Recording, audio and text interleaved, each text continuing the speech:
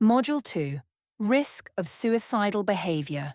When, who, and why.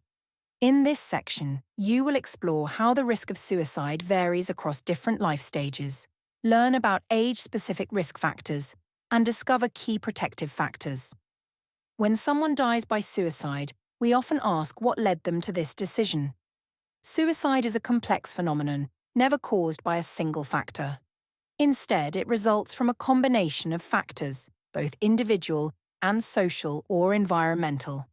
Factors that increase the risk of suicidal behaviour are known as risk factors, while those that reduce risk and strengthen resilience are called protective factors.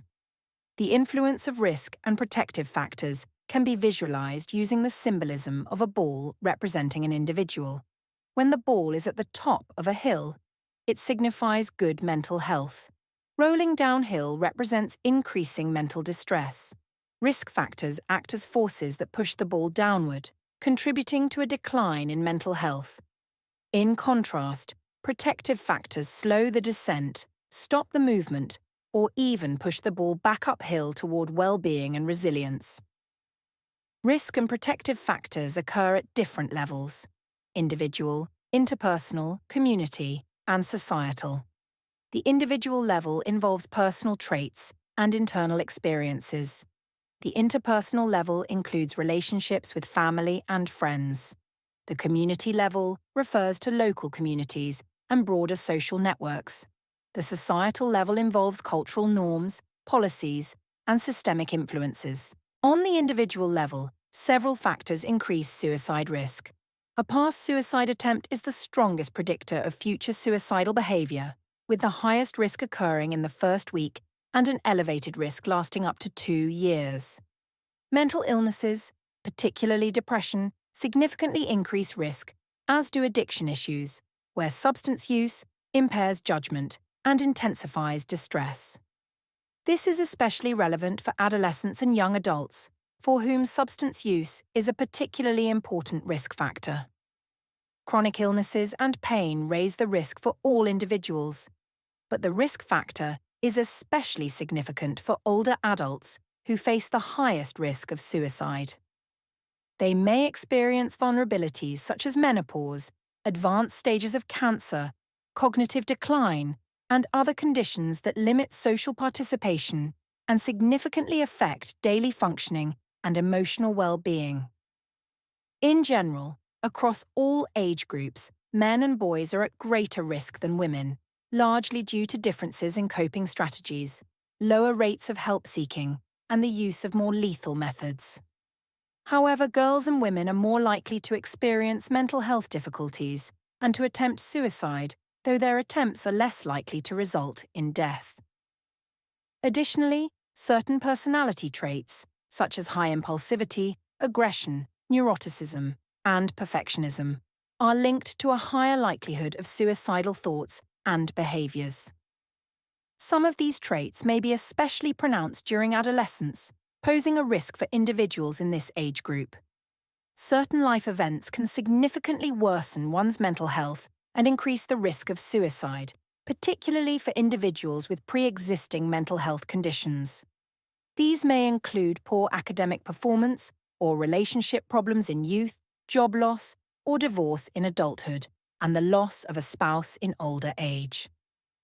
It is crucial to pay close attention to individuals who express feelings of hopelessness or feeling trapped, as these emotional states can obscure possible solutions and significantly increase vulnerability to suicide. Interpersonal factors can significantly impact suicide risk. A family history of suicide may shape coping patterns and increase vulnerability, while feelings such as guilt and shame can prevent grieving individuals from seeking help. Relationship conflicts, especially domestic violence, heighten risk for everyone involved. Being single or divorced is also linked to a higher risk, though many single individuals lead fulfilling lives. However, not having a partner can lead to feeling lonely, disconnected, and unable to share one's struggles, often due to fear of burdening others, which can deepen distress and increase risk. Loneliness might be more pronounced in younger and older adults.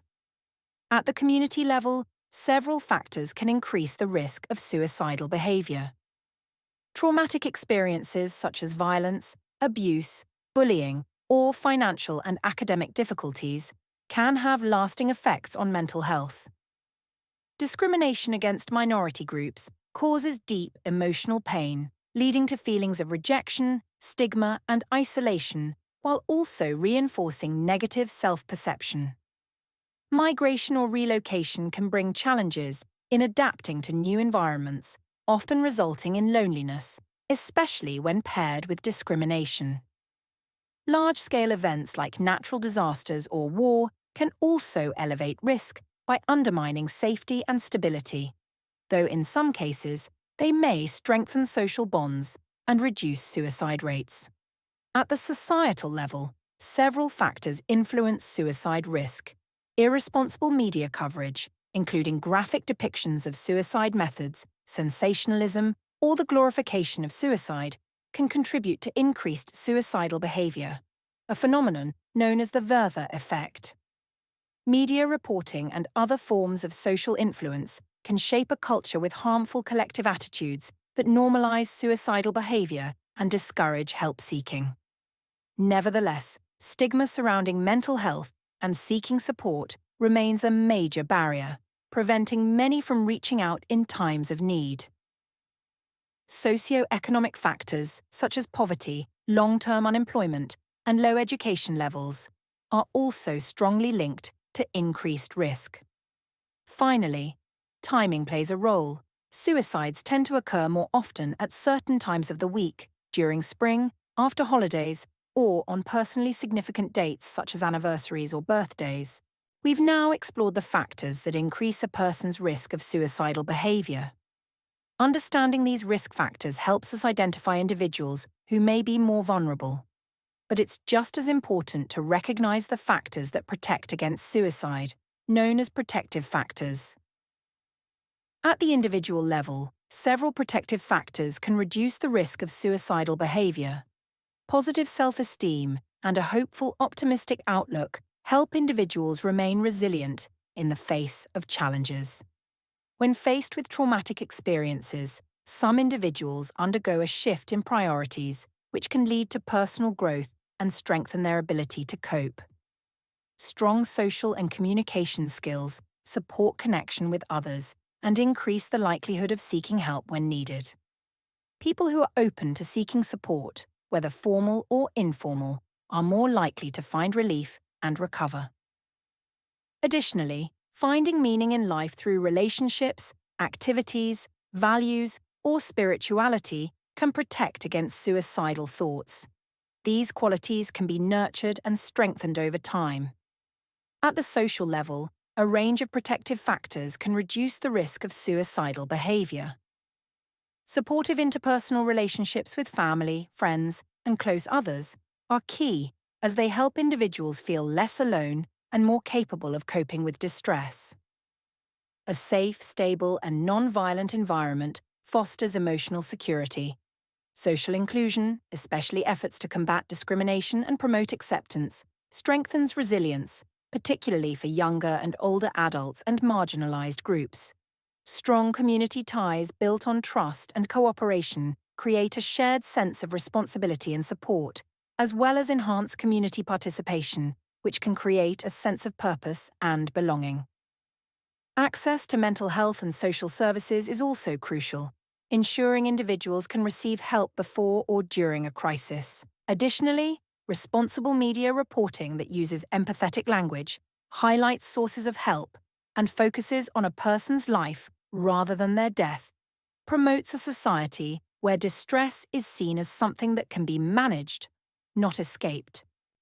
Finally, a high overall quality of life with equal opportunities and access to resources creates conditions where people feel supported, valued, and hopeful about the future. It's difficult to predict exactly how certain factors will affect an individual. Some people, despite facing major life challenges, find ways to stay optimistic, while others may struggle with seemingly smaller difficulties. This shows that different factors can impact people in different ways. which is why it's so important to talk to the person and understand their unique experience. You'll learn more about how to do this in Module 3. In general, suicide prevention focuses on reducing risk factors where possible and strengthening protective factors. Being aware of these not only helps in prevention, but also allows us to better recognize when someone may be at risk. To learn more, continue to the next video, where you'll find out how suicidal process evolves and how people thinking about suicide often communicate their distress.